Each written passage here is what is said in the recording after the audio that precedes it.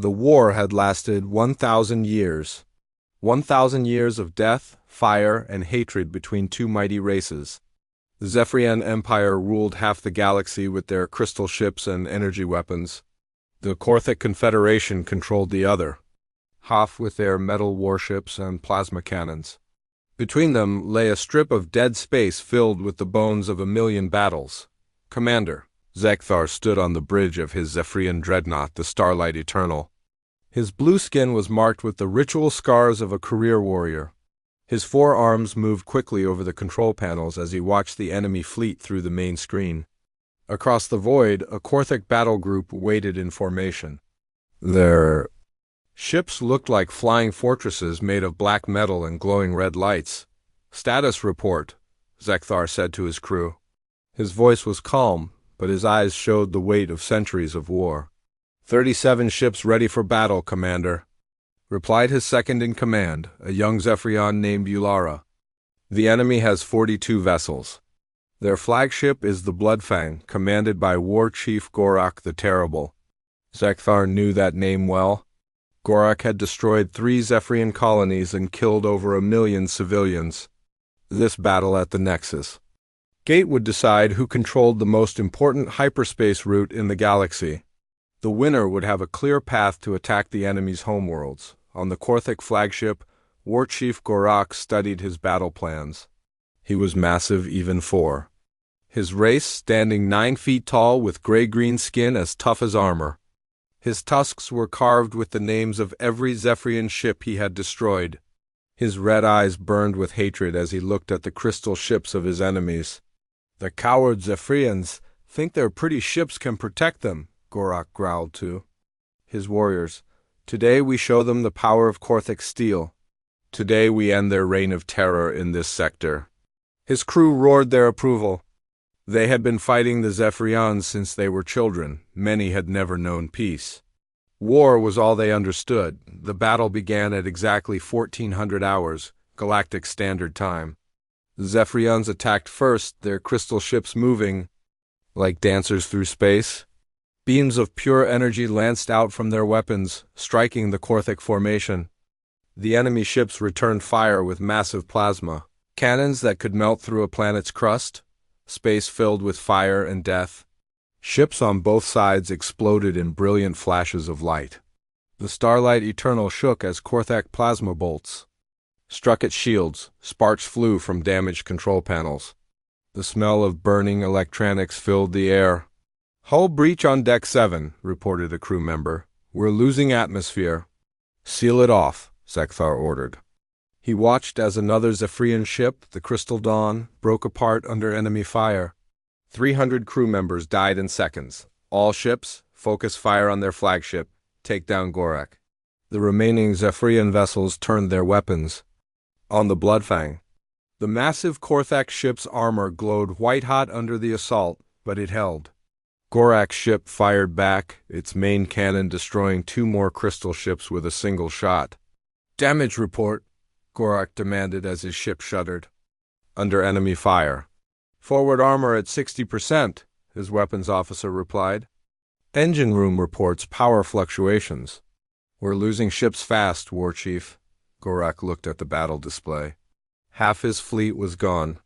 The Zephyrians had lost even more, but they were faster and harder to hit. At this rate, both fleets would be destroyed within the hour. "All ships ramming speed," Gorak ordered. "If we die today, we take them with us." The surviving Korthic ships charged forward, trying to crash into the enemy vessels. It was a desperate move, but Gorak preferred death in battle to retreat. Several ships managed to ram Zephyrian vessels, creating massive explosions that lit up the darkness of space. Commander Zekthar watched his fleet dying around him. The Starlight Eternal was badly damaged. Half his crew was dead or wounded. The bridge reeked of smoke and blood, but still the battle continued. "Sir, we're receiving a message," Ulara said. "It's from the Galactic Council." "Put it through," Zekthar ordered. A hologram appeared on the bridge. It showed Elder Voss, the ancient leader of the neutral worlds. His species, the Arcany, had tried to make peace between the two empires for centuries. Commander Zekthar, War Chief Gorak, you must stop this madness, Elder Voss said. His voice was weak with age, but his words carried authority. Both your fleets are destroyed. Millions. Are dead? For what? Another few star systems that will be worthless ruins when you're done fighting over them. On the Bloodfang, Gorak spat on the deck. We do not take orders from neutral cowards, old one. The Zephyrians started this war. We will finish it. The Korthaks are the aggressors, Zekthar replied coldly. They have attacked our peaceful colonies for 1,000 years. We fight only to defend ourselves. Elder Voss sighed. You both say the same things your ancestors said 1,000 years ago. Look around you. Look at your burning ships and dead crews. Is this worth it? Is any of this worth it? The battle had paused as both commanders listened to the old Arcany. Around them, the wreckage of dozens of ships drifted in space. Escape pods fled the battle zone, carrying the few survivors away from the carnage. I offer you both one chance, Elder Voss continued. Come to Arbitros Prime, meet in neutral space. Talk instead of fight. End this war before it destroys both your peoples. Zekthar looked at his tactical display. He had 12 ships left out of 37. All were damaged. His own ship would need months of repairs. Even if he won this battle, he would be too weak to hold the Nexus gate. Gorak faced the same problem. His fleet was crippled. The Bloodfang could barely maintain orbit. His warriors were brave, but courage could not replace destroyed weapons and dead crew members. What guarantee do we have? Gorak asked. How do we know this is not a Zephyrian trick? The Arcany give their word, Elder Voss replied. We have never broken a promise in 10,000 years of galactic history. Come to Arbitros Prime, bring your best diplomats and your finest guards, talk with your enemies face to face. Find a way to end this endless killing.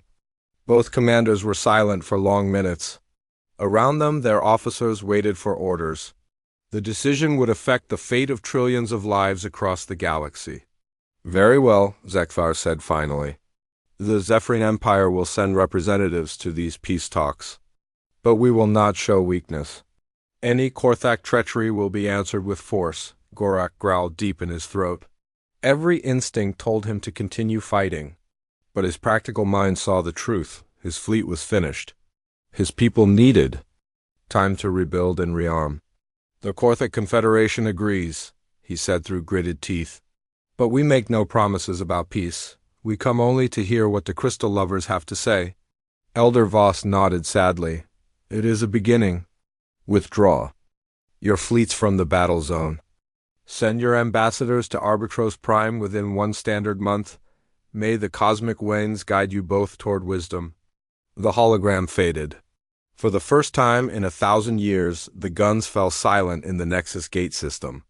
Both fleets slowly pulled back from each other, their crews treating wounded and counting dead on Arbitros Prime. Elder Voss walked through the halls of the Great Council Chamber.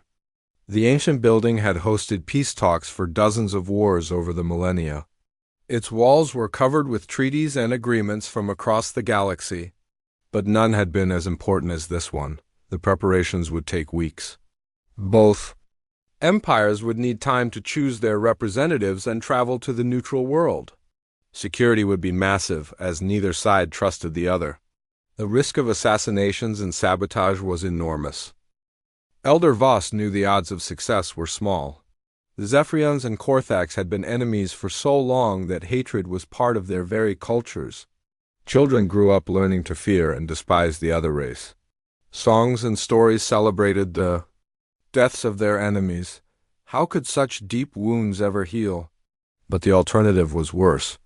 If the war continued, both empires would eventually destroy each other. Billions would die.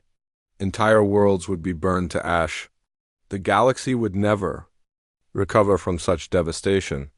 3 weeks later, the delegations began arriving at Arbitros Prime. The Zephyrian ships came first, their crystal hulls gleaming like jewels in the system's twin suns.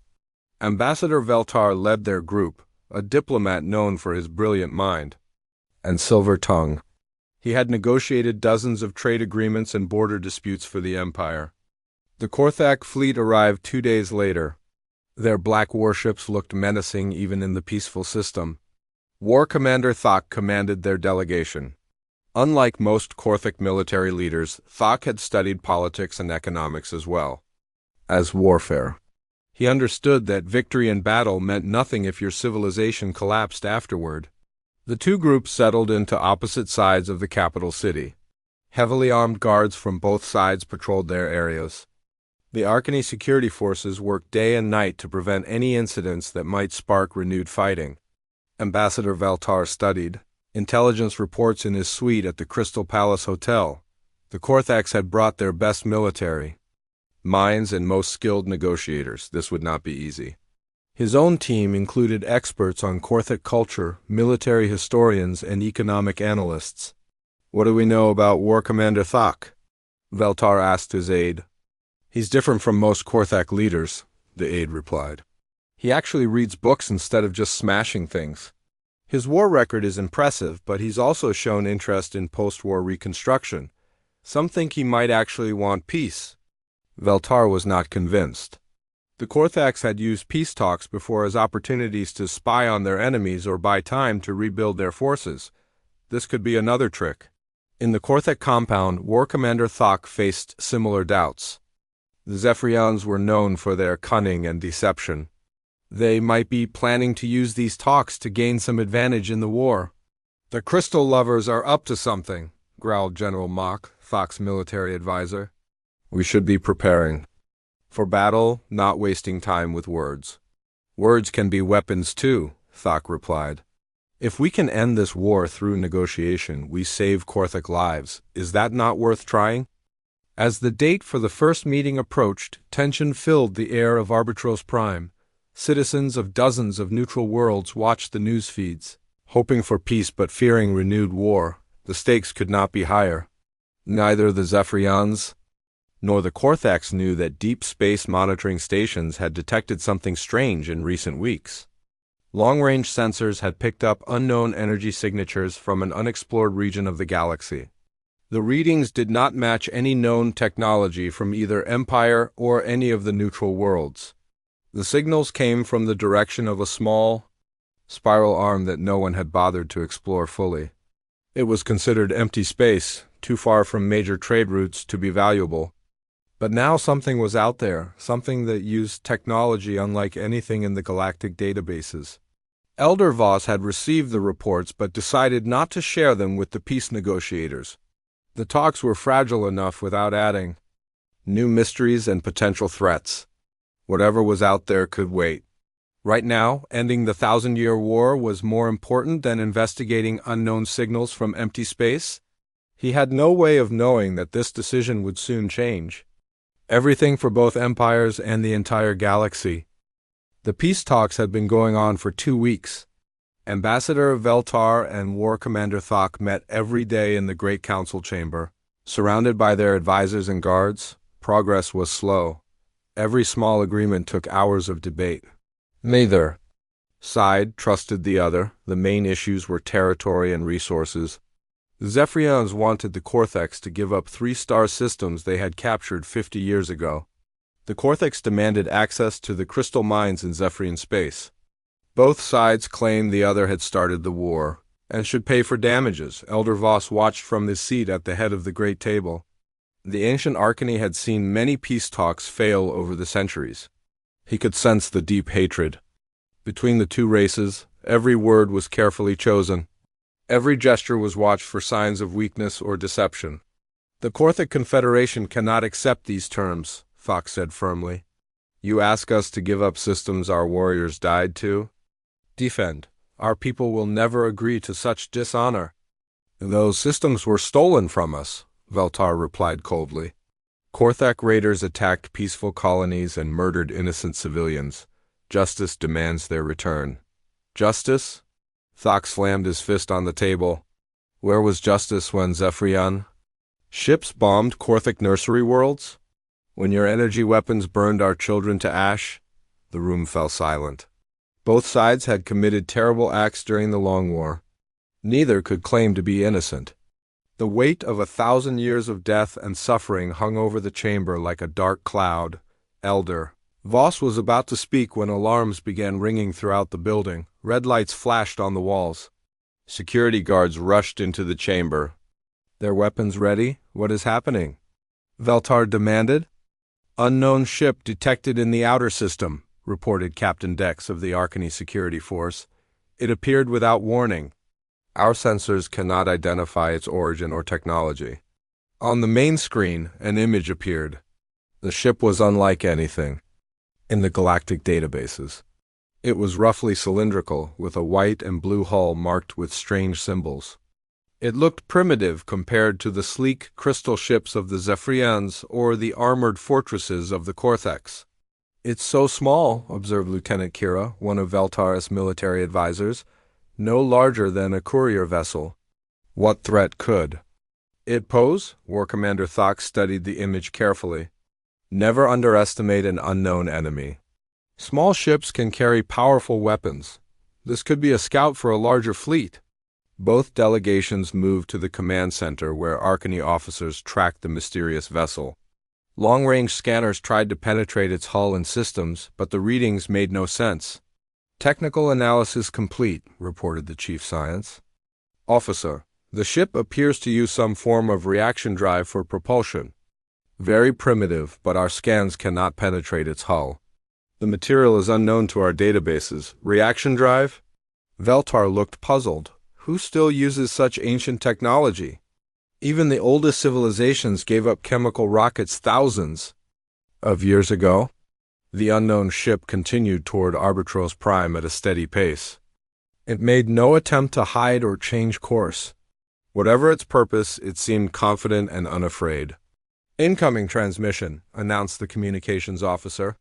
The signal is in multiple languages, including Basic Galactic Standard. Put it through, Elder Voss ordered. A new voice filled the command center. It spoke with a strange accent, but the words were clear enough. This is Captain Sarah Chun of the United Earthship Endeavor. We are explorers from a world called Earth. We detected energy signatures from this system and came to investigate. We mean no harm to anyone.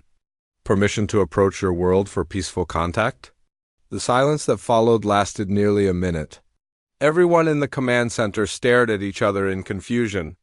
Earth? No one had ever heard of such a world. The galactic star charts showed no inhabited systems in the direction the ship had come from. Respond, Elder Voss said finally. Tell them they may approach, but slowly. Any hostile action will result in immediate destruction. The reply came quickly. Understood, we're coming in nice and easy. Looking forward to meeting you folks. Folks? What did that mean? The translation computers could not provide a clear definition. It seemed to be some form of casual greeting. Within hours, the situation became more complicated. Zephyrian and Korthak warships had detected the unknown vessel and moved to intercept it. Neither empire wanted a potential threat near their peace delegations. The Endeavor found itself surrounded by some of the most powerful warships in the galaxy. Zephyrian crystal destroyers took position on one side. Korthak battle cruisers formed up on the other. Their weapons were powered and ready to fire. Any normal ship would have been terrified. The combined firepower aimed at the small vessel could destroy a small moon. But the Endeavor continued on its path without changing speed or course. This is Admiral Korvex of the Zephyrian Imperial Navy, came a harsh transmission. Unknown vessel, you will stop immediately and prepare to be boarded. Any resistance will result in your destruction. This is War Admiral Gresh of the Korthak. Fleet, followed another message. Alien ship, you are in violation of our security zone. Surrender now or face the consequences. The response from the Endeavor was calm and polite. Hey there, Admiral Korvex and War Admiral Gresh. Captain Chun here. We're just peaceful explorers. No need for all the big guns. How about we all take a deep breath and talk this through? Both admirals were stunned by the casual response. No one spoke to fleet commanders in such a relaxed manner. It was either supreme confidence or complete ignorance of the danger. Captain Chun, Admiral Korvex said slowly, you are surrounded by 43 warships capable of sterilizing planets. Do you understand the situation you are in? Oh, we see your ships. Chun replied cheerfully. Very impressive designs. Our sensors are getting some interesting readings from your power systems. Mind if we ask what kind of energy source you're using? We're always curious about new technology. War Admiral Gresh nearly choked on his own tusks. The alien captain was asking technical questions while having enough firepower pointed at her to crack a continent. Either these humans were incredibly brave or incredibly stupid. Perhaps we should let them land, suggested War Commander Thok. If they truly are peaceful explorers, we might learn something useful. If they are spies or advanced scouts, we can capture them for interrogation. Ambassador Veltar was less certain. Unknown aliens arriving during our peace talks? This seems too convenient to be coincidence. They could be working for someone who wants to disrupt the negotiations, Elder Voss made the decision. Let them land, but under heavy guard. I want to meet these humans face to face. Something about them intrigues me. The Endeavour was escorted to the main spaceport of Arbitros Prime by dozens of fighters and patrol ships. Crowds gathered to watch the landing. It was the first contact with a completely unknown alien race in over 200 years. The ship settled onto landing pad 7 with a gentle thrum of engines. It was even smaller up close, perhaps 200 feet long. The hull showed signs of wear and repair, suggesting it had traveled a very long distance. A boarding ramp extended from the ship's side. Security forces from all three powers, Arcany, Zephyrian, and Korthak, surrounded the vessel with weapons ready. Armored vehicles and energy cannons were aimed at the landing pad from multiple directions. The first human to emerge was a woman of medium height with dark hair tied back in a simple knot. She wore a blue uniform with various patches and insignia. Her movements were confident and relaxed, despite being surrounded by enough firepower to level a city block. Wow, Captain Chun said as she looked around. Quite the welcoming committee. Are we expecting trouble, or is this normal procedure? For first contact? Behind her came 5 more humans, 3 men and 2 women. They all appeared to be in their 30s or 40s, with the calm bearing of experienced professionals. They showed no fear or concern at their situation. Elder? Voss stepped forward, flanked by honor guards from multiple species. I am Elder Voss of the Arcany Council. Welcome to Arbitros Prime, Captain Chun. Forgive the heavy security. But your arrival during sensitive peace negotiations has made everyone nervous. Peace negotiations? Chun looked interested. Between who? The Zephyrian Empire and the Korthak. Confederation have been at war for 1,000 years, Voss explained. We are attempting to negotiate an end to the conflict. The humans exchanged glances. One of them, a bearded man with sergeant's stripes, shook his head sadly. 1,000 years? That's a hell of a long time to be fighting. What started it? The question was so simple and direct that it caught everyone off guard. War Commander Thok and Ambassador Veltar had just spent 2 weeks arguing about historical grievances. The reasons for the war went back dozens of generations. It's complicated, Veltar said finally. There are territorial disputes, resource conflicts, cultural differences, and centuries of accumulated grievances. Ah, said another human, a woman with lieutenant's bars. So nobody really remembers why it started, but everyone knows they hate each other. We've seen that before. The casual way she discussed a galactic war that had killed billions of people shocked the assembled diplomats. These humans talked about it like it was a minor neighborhood dispute. Captain Chun, Admiral Korvac said sternly, what is your purpose here? What do you want from our civilizations? Chun shrugged. Honestly, we're explorers. We detected some unusual energy readings from this direction and came to check them out. Turns out to be your war, from the looks of things. We're just curious about what's out here in this part of the galaxy. What part of the galaxy are you from? Asked War Commander Thok.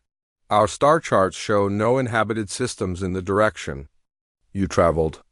Earth is about 12,000 light years that way. Chun pointed toward a section of sky that galactic maps labeled as empty space. We're from a spiral arm nobody seems to have explored yet. Kind of surprising, actually. We figured someone would have found us by now. 12,000 light-years. The distance was staggering. Even the fastest ships in the Zephyrian or Korthic fleets would take months to cross such a distance. How had this primitive-looking vessel made such a journey? Your ship appears to use reaction drives, observed the Arcany science officer. How did you travel such a distance with chemical propulsion? The humans looked at each other and started laughing. Not angry or mocking laughter, but genuine amusement. Chemical propulsion? Shun wiped tears from her eyes. Oh, that's good. No, we use a quantum displacement drive. The exhaust you're seeing is just from our maneuvering thrusters. Quantum displacement? The term was completely unknown to galactic science. The theoretical physicists in the crowd began whispering excitedly among themselves. Would you be willing to share technical information about your drive system? Asked Elder Voss. Such knowledge could benefit all our civilizations. Maybe eventually, Chun said diplomatically. We'd need to learn more about your cultures and governments first. Our people are careful about sharing advanced technology with civilizations that might use it for warfare. The irony was not lost on anyone present. These humans, who claimed to come from a primitive spiral arm, were treating the galaxy's two greatest military powers as potentially dangerous children who could not be trusted with advanced toys. You speak as if your technology is superior to ours, War Admiral Gresh said angrily. Our ships can destroy worlds. What can your tiny vessel do? Chun's expression became more serious. War Admiral, we really hope we never have to answer that question. We prefer to make friends, not enemies. But if you're genuinely curious about our capabilities, we'd be happy to arrange a demonstration under controlled conditions. Something in her tone made the military officers present very uncomfortable. It was not a boast or a threat. It was the quiet confidence of someone who knew exactly how dangerous they were and preferred not to prove it. Elder Voss decided to change the subject before tensions could escalate. Captain Chen, would you and your crew like to rest and refresh? Yourselves? We have prepared quarters in the diplomatic compound. Perhaps tomorrow we could continue our discussions in a more formal setting. That sounds great, Chun agreed. We've been in space for quite a while. A chance to stretch our legs on solid ground would be welcome. As the humans were escorted to their quarters, both the Zephyrian and Korthic delegations held emergency meetings. The arrival of these mysterious aliens had changed everything. Who were they really? What did they want? And most importantly, how powerful were they? In the Zephyrian compound, Ambassador Veltar paced nervously in his private chamber. Something about these humans bothers me, he told his advisors. They're too calm, too confident. No one acts that relaxed when surrounded by hostile warships unless they have very good reasons. But perhaps they are simply ignorant of the danger, suggested his military liaison. Their technology appears primitive. They may not understand the power of our weapons? Or perhaps their technology is far more advanced than it appears, Veltar countered. That quantum displacement drive they mentioned is completely unknown to our scientists. What else might they be hiding? In the Korthic compound, similar discussions were taking place. War Commander Thok studied intelligence reports about the human ship and crew. They show no fear, he observed. In my experience, only two types of beings act fearless when outnumbered and outgunned. Fools and those who know they are actually the ones with the advantage. You think these humans are a threat? Asked General Mock. I think these humans are a mystery, Thok replied. And mysteries make me nervous, especially during delicate peace negotiations. Neither delegation suspected that they're mysterious. Visitors would soon become the key to ending their 1,000-year war in a way none of them could imagine. The peace talks resumed the next morning with a new element of uncertainty. The human delegation had been invited to observe the proceedings as neutral parties.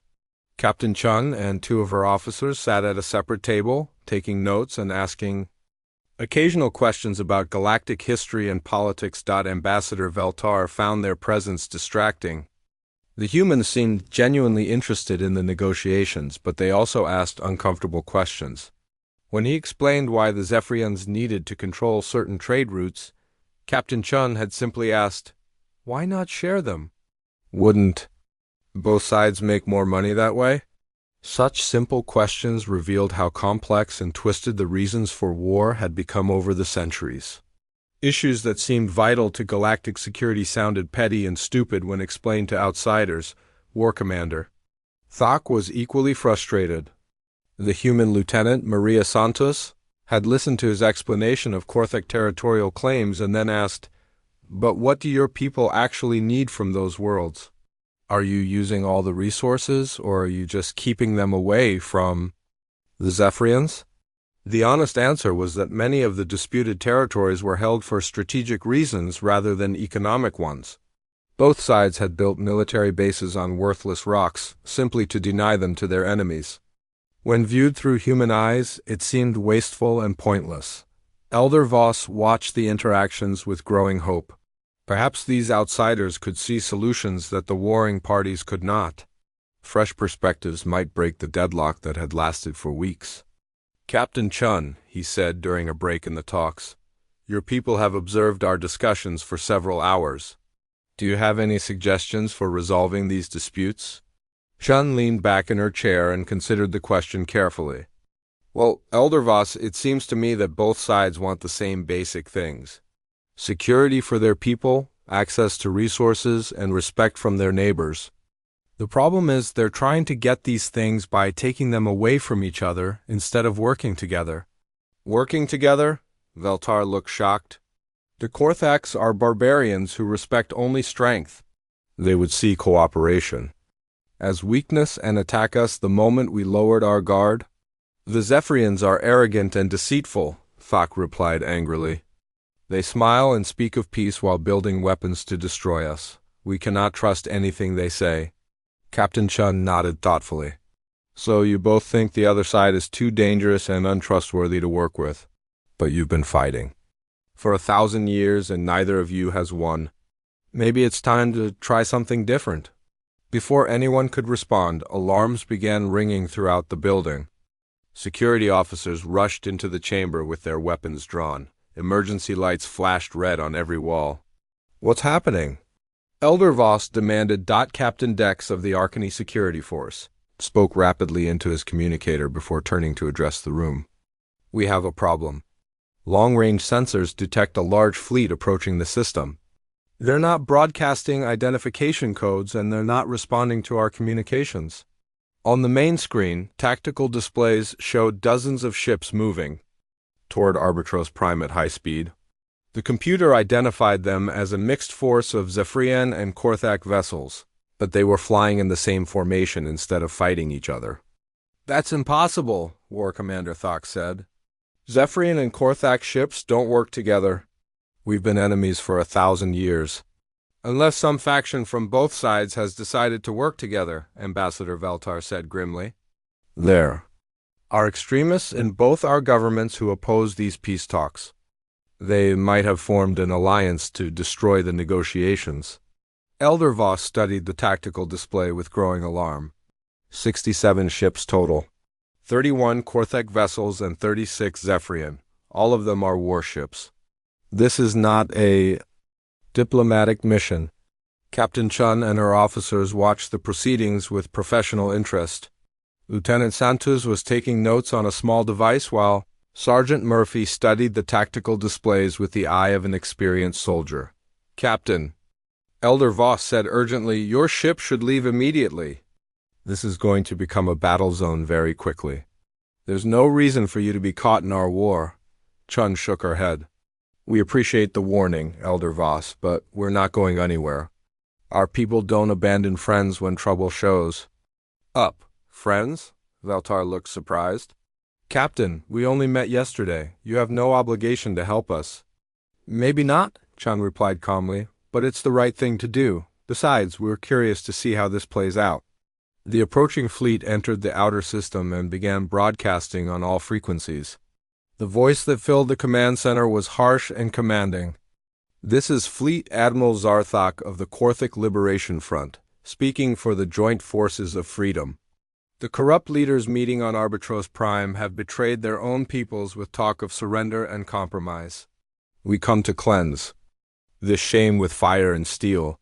A second voice joined the transmission, this one speaking in the refined tones of the Zephyrian nobility. I am High Commander Vilesh of the True Empire Coalition. The weaklings negotiating peace have forgotten the honor of their ancestors. We will remind them that victory comes only through strength. Elder Voss looked around the chamber with despair. Extremists from both sides. They finally found something they can agree on, destroying the peace process. How long until they reach us? War Commander Thok asked. 3 hours at their current speed, Captain Dex reported. Our planetary defenses are strong, but not against a fleet that size. We can hold them off for perhaps 6 hours before they break through. That's not enough time to evacuate the diplomatic compounds, Veltar said. Too many civilians would be caught in the fighting. Captain Chun stood up and stretched casually. Well, this is inconvenient. Sergeant Murphy, Lieutenant Santos, what do you think? Murphy studied the tactical display one more time. Looks like a pretty standard extremist. Coalition, Captain. Mixed fleet? Probably not much coordination between the different ship types? I'd say we can handle it, Santos nodded agreement. The positioning is sloppy. They're flying like a parade formation instead of a combat group. Whoever's in charge of their tactics has more enthusiasm than experience. The aliens in the room stared at the humans in shock. 3 people were discussing how to handle a fleet of 67 warships like it was a minor problem. Captain Chun, Elder Voss said carefully, I appreciate your confidence, but that fleet could destroy every ship in this system. Perhaps you should reconsider leaving while you still can. Elder Voss, Chun replied with a smile, I think there's been a misunderstanding. We're not planning to run away. We're planning to stop them. Stop them? Admiral Corvex had been monitoring the communications from his flagship in orbit. Captain, your ship is barely larger than a courier vessel. What could you possibly do against a battle fleet? Shun's expression became more serious. Admiral, we really hoped it wouldn't come to this. Our people prefer peaceful solutions to problems. But since these extremists have decided to use violence, we'll have to respond in kind. She activated her communicator. Endeavor, this is Captain Chun. We have a situation developing. 67 hostile vessels approaching with obvious intent to attack civilian targets. I'm declaring Code Yellow protocols. The response came immediately from her ship. Acknowledged, Captain. Code Yellow protocols are now active. All systems are green and ready? Do you want us to move to intercept? Negative. Hold position for now. We'll handle the diplomatic side of things first. War Commander Thok could not believe what he was hearing. Captain, you speak as if your single ship could engage an entire fleet. That's not courage, that's madness. Maybe, Chun agreed. But sometimes a little madness is exactly what a situation needs. 2 hours later, the extremist fleet had entered the middle system and was closing fast on Arbitros Prime. Their intentions were clear from their formation and weapon readouts. They planned to destroy the diplomatic compound and everyone in it. Elder Voss had ordered the evacuation of all non-essential personnel, but there was nowhere near enough time to clear the city. Millions of civilians would be caught in the crossfire. When the orbital bombardment began, the system's defense fleet had moved to intercept, but it was hopelessly outnumbered. 12 Arcany patrol ships and 6 armed merchants could not stop 67 frontline warships. The defenders would die bravely, but they would still die. In the command center, the mood was grim. Ambassador Veltar and War Commander Thok had put aside their differences to coordinate the defense of the compound. Neither wanted to die, but both accepted that they probably would. Our security forces are in position around the building, Captain Dex reported. We have 200 guards with military-grade weapons and armor. If they try to land troops, we'll make them pay for every meter. The orbital defense platforms are powering up, added another officer. They might be able to stop a few ships before they're destroyed. Captain Chun listened to the preparations with interest. When Elder Voss asked if there was anything the humans needed for their own defense, she waved dismissively. Oh, we'll be fine. But if it's okay with you, I'd like to handle this little disturbance before it gets out of hand. Handle it how? Veltar asked. The response was immediate and hostile. Fleet Admiral Zarthok's voice filled the channel with rage and contempt. Unknown alien, this is none of your concern? Withdraw immediately or be destroyed with the other enemies of our peoples. High Commander Velesh added his own threat. Primitive outsiders have no place in the affairs of civilized races. Leave now or face the consequences of your interference. Captain Chun sighed deeply. Well, I tried. Lieutenant Santos, would you please signal the Endeavor? Tell them to activate Code Red protocols. Santos nodded and spoke into her communicator. Endeavor, this is Santos. Captain authorizes Code Red. You are weapons free. Repeat, you are weapons free. Every alien in the command center felt a chill run down their spines.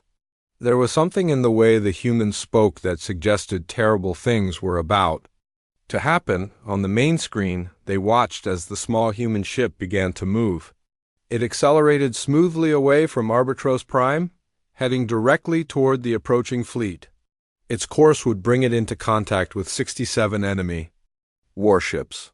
Captain Chun, Elder Voss said urgently, what are you doing? Your ship will be destroyed in seconds, will it? Chun asked calmly. We'll see. The Endeavor continued on its intercept course, showing no signs of fear or hesitation. Long-range sensors tracked its approach as the Extremist fleet prepared to swat it like an annoying insect. Fleet Admiral Zarthok opened fire first.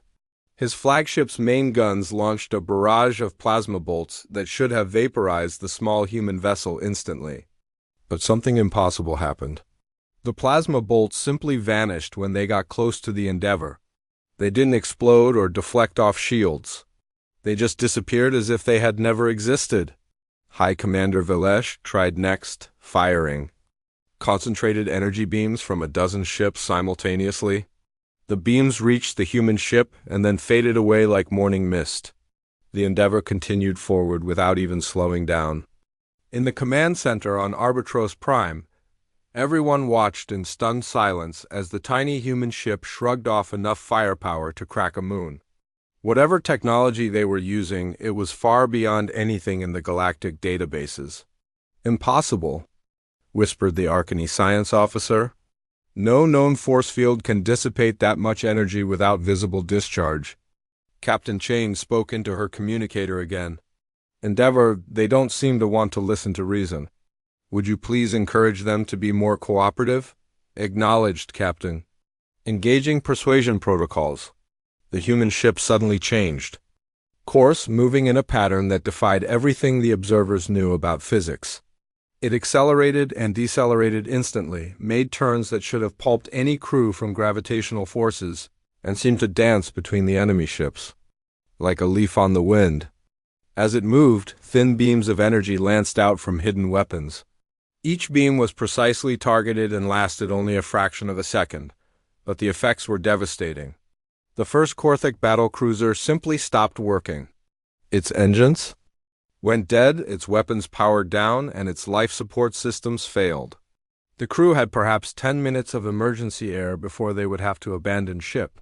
A Zephyrian destroyer tried to ram the human vessel, only to find that its navigation systems had been scrambled. The ship spun helplessly out of control, its crew fighting to regain command of their own vessel. One by one, the ships of the Extremist fleet were disabled. Not destroyed, not damaged beyond repair, but simply turned into powerless hulks drifting. In space, their crews were alive but helpless, watching as their mighty warships became floating junk. What kind of weapons are those? War Commander Thok asked in amazement. I don't think they're weapons at all, Lieutenant Santos replied. More like very precise surgical tools.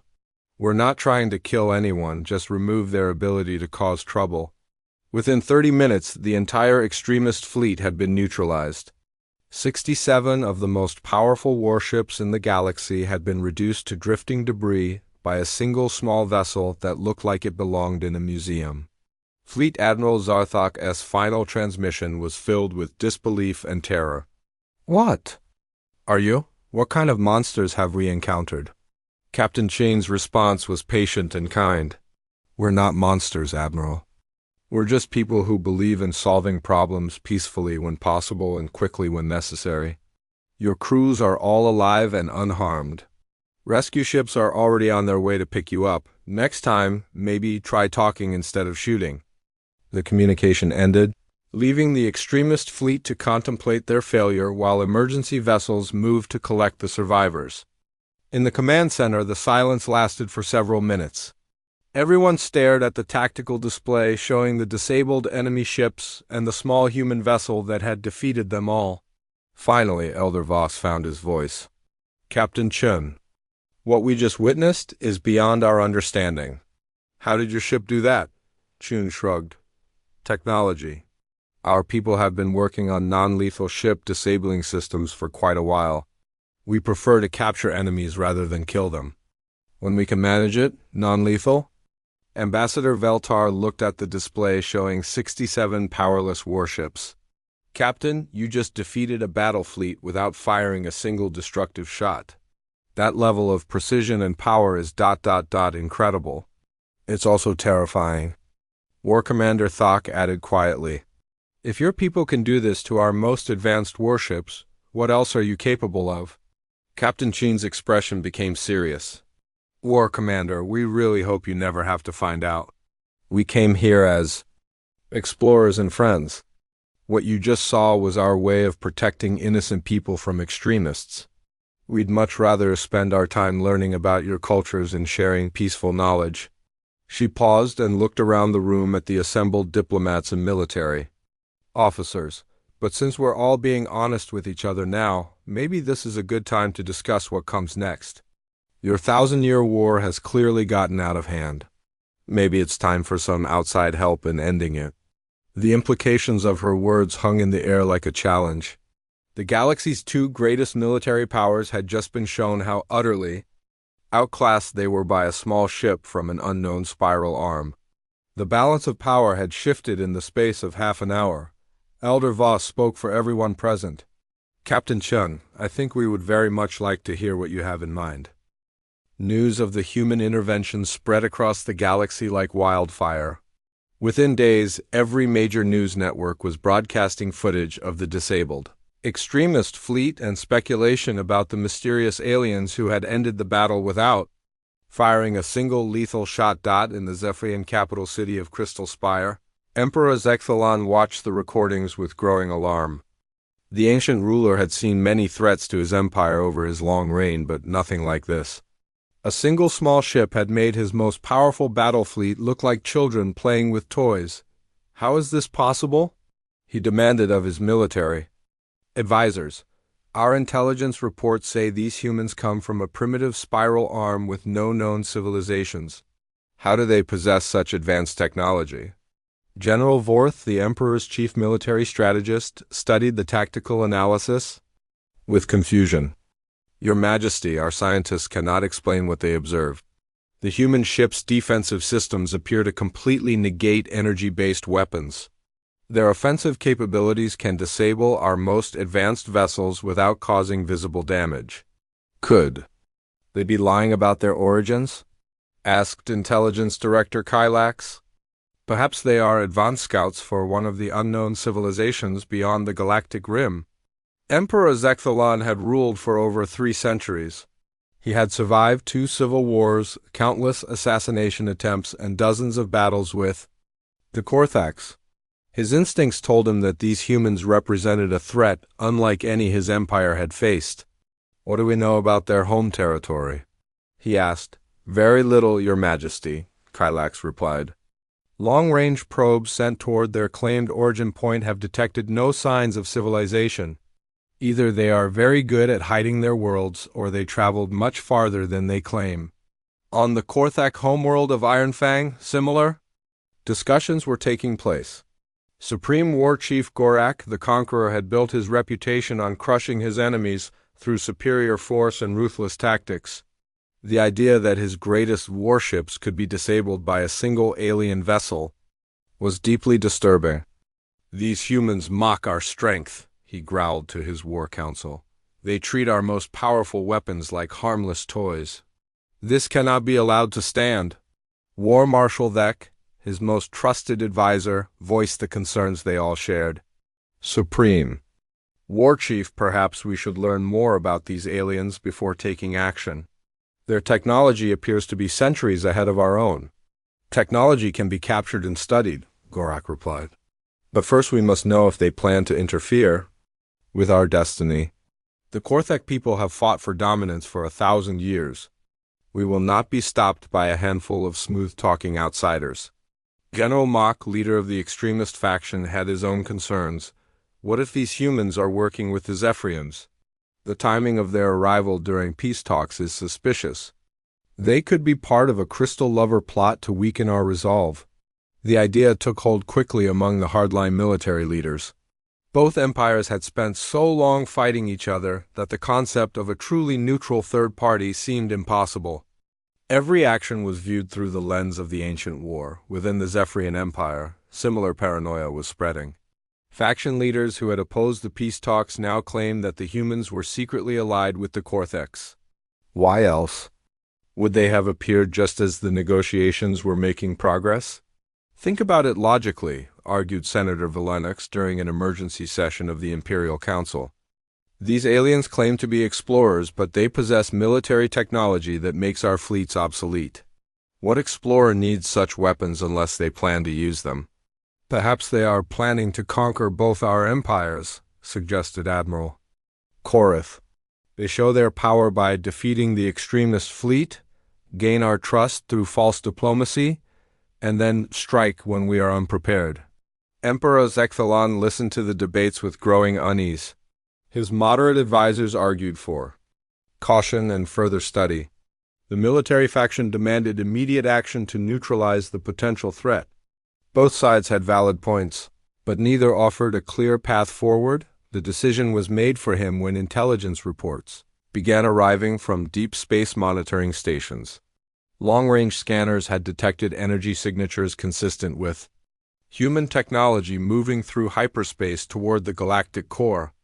Multiple contacts, much larger than the Endeavor, were heading in the direction of both the Zephyrian and Korthek home systems. They're coming, General Vorth announced grimly. Our analysis suggests at least 20 vessels, possibly more. Oh, showing the same exotic energy patterns as the ship at Arbitros Prime. On Ironfang, similar reports were causing panic among the Korthek leadership. Supreme War Chief Gorak called an emergency meeting of his most trusted commanders. The humans have revealed their true intentions, he declared. They disable our ships at Arbitros Prime to study our weaknesses. Now their main fleet approaches to exploit what they have learned.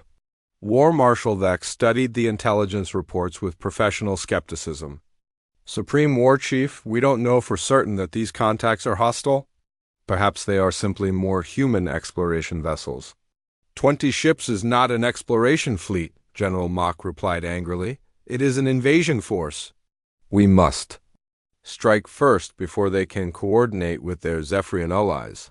The accusations and paranoia had reached a tipping point. Both empires now believed that the humans were working with their ancient enemies to destroy them. The 1,000-year war that had briefly paused for peace talks was about to become a two-front conflict against an unknown enemy. Secret communications began flowing between hardline factions in both governments. For the first time in a millennium, Zephyrian and Korthek military leaders were talking to each other as potential allies instead of eternal enemies. The alliance was born from desperation and mutual fear. Admiral Korath of the Zephyrian Navy and General Mach of the Korthek fleet met in secret on a neutral trading station to discuss cooperation. Our peoples have fought each other for 1,000 years, Korath said carefully. But now we face a threat that could destroy both our civilizations. Perhaps it is time to put aside old grudges. The humans must be stopped before they can establish themselves in our space, Mach agreed. Their technology makes our ships look primitive. If we fight them separately, we will fall separately. The secret alliance grew quickly as more military leaders joined from both sides. They began sharing intelligence about human capabilities and coordinating their forces for a joint strike. For the first time in galactic history, Zephyrian crystal ships and Korthek battlecruisers would fight side by side on Arbitros Prime The peace talks had taken on a surreal quality. Ambassador Veltar and War Commander Thok continued their negotiations while secretly communicating with their respective military commands about the human threat. Captain Chen and her team seemed unaware of the growing paranoia surrounding them. They continued to observe the talks, ask questions, and offer suggestions for peaceful solutions to territorial disputes. Their casual attitude only increased the suspicion that they were playing a deeper game. Captain, Elder Voss said during a private meeting, I have been receiving disturbing reports from both empires. There are those who believe your people represent a threat to galactic stability. Chun looked genuinely surprised. A threat? Elder Voss, we're explorers and diplomats. We came here to learn about your civilizations, not to threaten anyone. But your technology is far more advanced than anything we possess, Voss pointed out. Your ship defeated an entire battle fleet without suffering damage. Such power in the hands of unknowns makes many people nervous. I can understand that, Chun agreed. But surely our actions speak louder than our capabilities. We protected innocent civilians from extremists. We could have destroyed those ships and killed everyone aboard, but we chose to disable them instead. Doesn't that suggest peaceful intentions? Elder Voss wanted to believe her, but the political situation was spiraling out of control. Intelligence reports suggested that both empires were preparing for war against the humans. The peace talks that had offered hope for ending the 1,000-year conflict were about to trigger an even larger war. Captain, I must ask you directly. Are more of your ships coming to this region of space? Chun hesitated for a moment before answering. Yes, Elder Voss. When we discovered 2 major civilizations at war, we called for additional diplomatic and scientific vessels. Our government wants to establish formal relations with both empires. How many ships? Voss asked quietly. 43 vessels total, including the Endeavor. Mostly science ships and diplomatic transports with a few escorts for protection. 43 ships. The number was close enough to the intelligence estimates to confirm the worst fears of both empires. What the humans called scientific vessels and diplomatic transports, the galaxy's military leaders saw as an invasion fleet. The final decision was made in a joint session between Emperor Zektalan and Supreme War Chief Gorak, conducted via secure communication link. For the first time in centuries, the leaders of the 2 empires spoke directly to each other.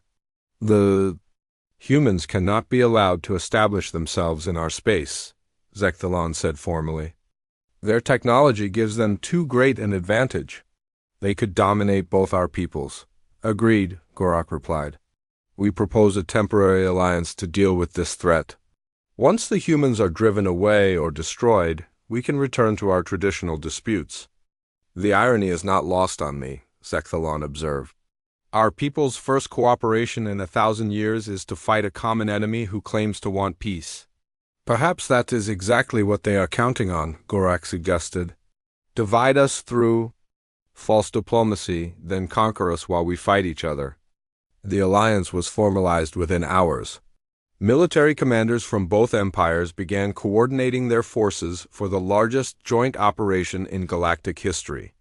Over 800 warships would converge on the approaching human fleet and destroy it before it could reach the core systems.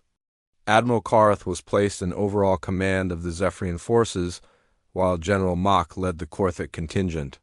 Despite their people's ancient hatred, both officers were professionals who understood the stakes. Our combined fleet represents the greatest military force ever assembled, Korth said during their final planning session. If we cannot defeat 43 human ships with 800 of our own, then the galaxy is already lost. The humans defeated 67 extremist vessels with a single ship, Mach reminded him. We should not underestimate their capabilities. That is why we brought overwhelming force, Korth replied. No technology is perfect. Even if they can disable our weapons, they cannot disable all of them simultaneously. Some of our ships will get through. The great fleet began moving toward the interception point, a region of empty space between the spiral arms where the human ships would emerge from hyperspace. It would be the largest battle in galactic history, with the fate of two civilizations hanging in the balance. On Albatross Prime, Captain Chun received word of the approaching Alliance fleet through her ship's monitoring systems. Her casual demeanor finally cracked, replaced by resignation and sadness. "Elder Voss," she said during their final meeting, "it appears that first contact has not gone as well as we hoped. Our diplomatic fleet is about to be met by approximately 800 of your warships with obvious hostile intent." "Captain, there may still be time to prevent this," Voss said desperately. "If your ships withdrew to a safe distance, perhaps we could arrange new negotiations." Chun shook her head. "I'm afraid it's too late for that. When someone points 800 guns at you, retreat tends to be seen as weakness. Our fleet commanders will interpret this as an act of war." "Act of war?" Voss felt a chill of premonition. "Captain, what will your people do?" Chun's expression was grim. "What they always do when threatened, Elder Voss. They'll fight back. And when humans fight back, things tend to get very complicated very quickly." The stage was set for a confrontation that would reshape the galaxy. Two ancient enemies had finally found common ground in their fear of humanity. But they were about to discover that there were some battles that could not be won through superior numbers alone. The Battle of the Void, as historians would later call it, began at exactly 1347 hours Galactic Standard Time. The combined Zephyrian-Corthic fleet had positioned itself in a perfect ambush formation, using the gravity shadows of dead planets. To hide from long-range sensors, Admiral Korath commanded the operation from his flagship, the Crystal Vengeance. Around him, 400 Zephyrian warships held their positions in precise formation. Their crystal hulls gleamed with stored energy, weapons charged and ready to fire. General Mach led the Korthek forces from his battlecruiser, the Iron Death. 400 of the Confederation's finest ships surrounded him, their black armor plates scarred from 1,000 battles. For the first time in galactic history, the two great fleets worked as one. "Contact," reported the sensor officer. "Human fleet emerging from hyperspace at the predicted coordinates." 43 vessels confirmed. Through the main viewing screens, both commanders watched as the human ships appeared in flashes of twisted spacetime. They were larger than the Endeavor, some approaching the size of battleships, but they maintained the same simple, functional design that had puzzled observers. "At Albatross Prime, they don't look like warships," observed Captain Dextar, Korath's tactical advisor. "No visible weapons, minimal armor plating. These appear to be exactly what they claimed, science vessels and transports." "Appearances can be deceiving," Korath replied grimly. "The Endeavor looked harmless too. Prepare to engage." The human fleet had detected the massive ambush force immediately. Instead of fleeing or taking defensive positions, they simply stopped and maintained their formation. No shields were raised, no weapons powered up. They just waited. A communication came through on all frequencies. The voice was calm and professional, with a slight accent that marked the speaker as human. "This is Admiral Lisa Rodriguez of the United Earth Diplomatic Fleet. We are aware of your presence and your intentions. Before this goes any further, I want to make something very clear. We came here in peace. We have no desire to fight anyone. But if you insist on making this a military matter, we will respond accordingly." General Mach activated his own communication system. "Human Admiral, you are trespassing in sovereign space with a hostile fleet. Withdraw immediately or face the consequences. Hostile fleet?" Rodriguez sounded genuinely puzzled. "Admiral Mach, I presume? Our ships carry scientists, diplomats, cultural specialists, and medical personnel. The only weapons we have are for self-defense.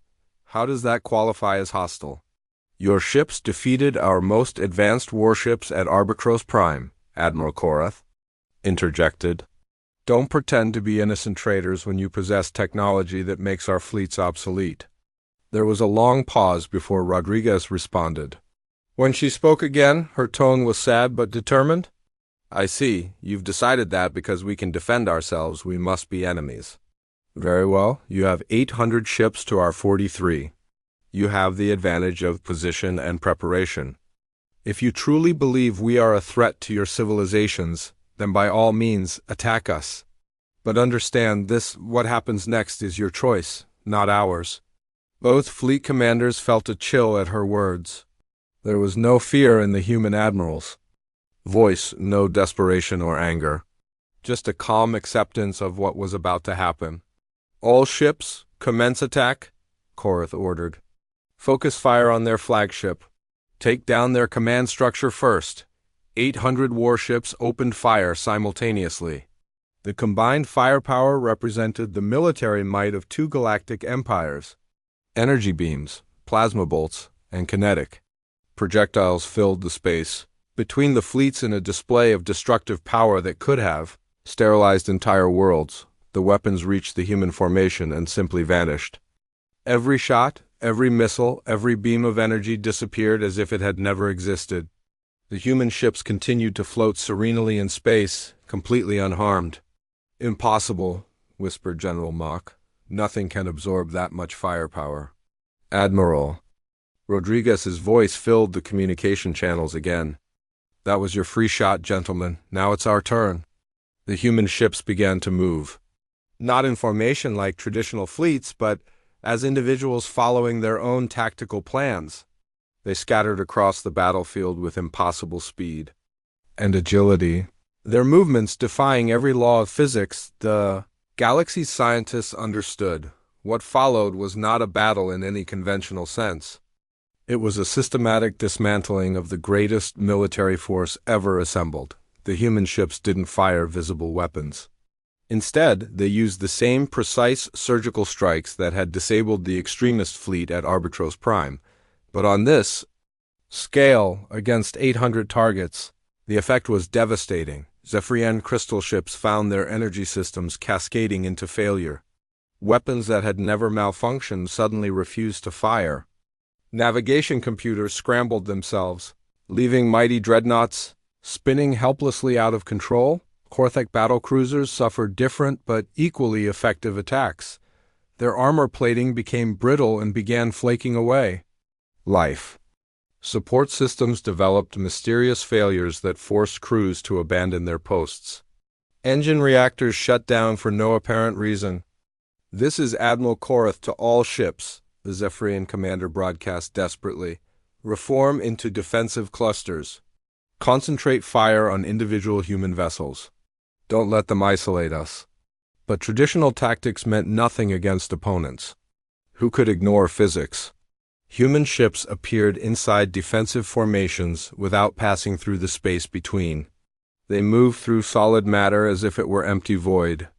They accelerated to impossible speeds without creating gravitational distortions. General Mock watched his flagship systems failing one by one. The Iron Death had survived countless battles against the Zephyrians, but now it was being defeated by an enemy he couldn't even target properly. Sir, we're losing ships faster than we can count, his tactical officer reported. 60% of our fleet is already disabled. The humans aren't even trying to destroy us, they're just making us helpless. Why? Mock demanded. If they can defeat us this easily, why not destroy us completely? The answer came from Admiral Rodriguez herself. Because, General Mock, we don't kill when we don't have to. Your crews are brave soldiers following orders. They don't deserve to die for their leader's mistakes.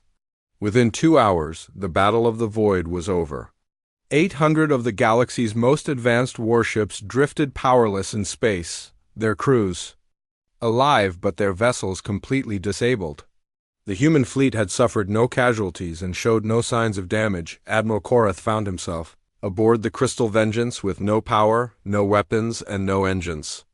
His communications were still working, apparently because the humans wanted him to be able to talk. This is Admiral Rodriguez to all disabled vessels, came the human commander's voice. Rescue ships are already on their way to assist you. Your crews will be safely evacuated and returned to your respective governments. Your ships can be repaired, though it will take considerable time and effort. What do you want from us? Korath asked bitterly. You've defeated the combined fleets of both empires. We're at your mercy. What we want, Admiral, is what we've always wanted. Peace, understanding, cooperation. The same things we've been asking for since we arrived at Arbitros Prime. General Mock activated his own communication system from his powerless flagship. You claim to want peace, but you've just proven you can destroy both our civilizations whenever you choose. How can there be peace when one side holds such overwhelming power? The same way there's been peace on Earth for the past 2 centuries, Rodriguez replied. By choosing to use strength to protect rather than conquer. By building institutions that make war unnecessary and unprofitable. Over the following days, as rescue operations continued and the disabled fleets were towed back to their home systems, the political landscape of the galaxy began to shift dramatically. News of the defeat spread quickly. The combined military might of 2 galactic empires had been crushed by 43 human ships without a single death on either side. The implications were staggering. On Crystal Spire, Emperor Zekilon faced a government in crisis. His military advisors argued for continued resistance, while his civilian ministers demanded immediate negotiations with the humans. Your Majesty, Senator Valinux said during an emergency council session, we must face reality. These humans can destroy our civilization whenever they choose. Our only hope is to find a way to coexist with them. Coexist? General Vorth sounded outraged. They've humiliated our empire. Our ships are scrap metal floating in space. How can we coexist with beings who see us as insects? Because, interrupted Ambassador Valtar, who had returned from Arbitros Prime with shocking news, they don't. See us as insects? I've spent weeks observing these humans. They genuinely want to help us build a better galaxy. Similar debates were raging on Ironfang. Supreme War Chief Gorak found his authority challenged by moderate factions who had been powerless during the war years. The humans could have killed every warrior in our fleet, argued War Marshal Vec. Instead, they disabled our ships and rescued our crews. This is not the action of conquerors. It's the action of being so powerful they can afford to be merciful, General Mock replied angrily. They toy with us because we cannot threaten them. The political crisis deepened when Admiral Rodriguez announced that the human fleet would be establishing permanent diplomatic stations in both empires' territories. Not military bases or occupation forces, but research facilities and cultural exchange centers. We're not here to rule anyone, she explained in a galaxy-wide broadcast. We're here to learn from you and to share what we've learned with others. Your civilizations have thousands of years of history, art, science, and culture that we want to understand. In return, we offer our own knowledge and assistance. The offer split both governments down the middle. Hardline factions saw it as the first step toward occupation and slavery. Moderate voices argued that cooperation with the humans offered opportunities their civilizations had never imagined. The crisis was resolved when smaller member worlds within both empires began accepting human diplomatic missions independently. The humans were careful to respect local sovereignty, asking permission before establishing any presence and leaving immediately if asked to do so. Within months, it became clear that worlds with human diplomatic stations were prospering. New technologies were being shared freely. Trade relationships were expanding.